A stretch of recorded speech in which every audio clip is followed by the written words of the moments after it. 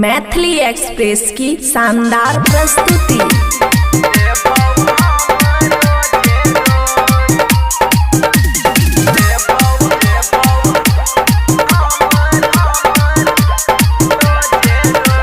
गदहरल जवानी छौरी बनल छौगे डोज लेबौ हम रोजे रोज। गदहरल जवानी छौरी बनल छौगे डोज लेबौ हम रोजे रोज। देख तोहर जवानी जिसे छूटे छो पानी के ना मन के मनैयो छौरी गे। हमर हाल भेलो गे बेहाल। गदहरल जवानी छौरी बनल छौगे डोज लेबौ हम रोजे रोज। गदहरल जवानी छौरी बनल छौगे डोज लेबौ हम रोजे रोज। डीजे सुमित सतीश रैना, सुमित सतीश रैना, सुमित सतीश रैना।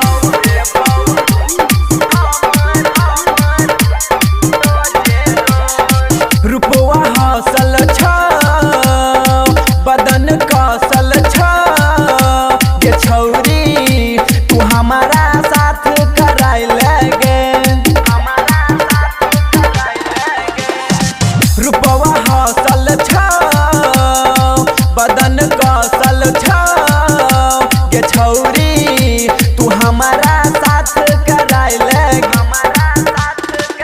तोहर फिगर छौगे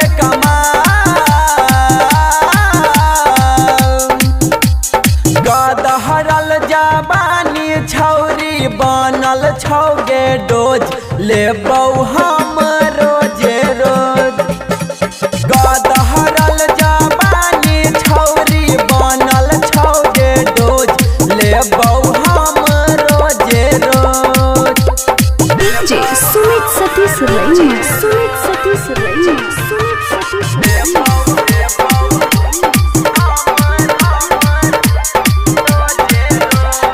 खिलेबो माछ भात है तोने कोनो घात गे छौरी दू महीना में मोटाई जे बढ़ी गे।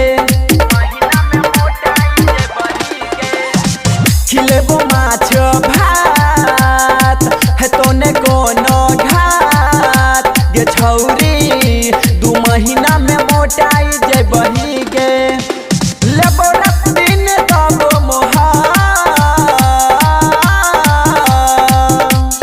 गदहरल जवानी छौरी बनल छौगे डोज लेबौ हम रोजे रोज। गदहरल जवानी छौरी बनल छौगे डोज लेबौ हम रोजे रोज। खुशी रिकॉर्डिंग स्टूडियो बलुआहा।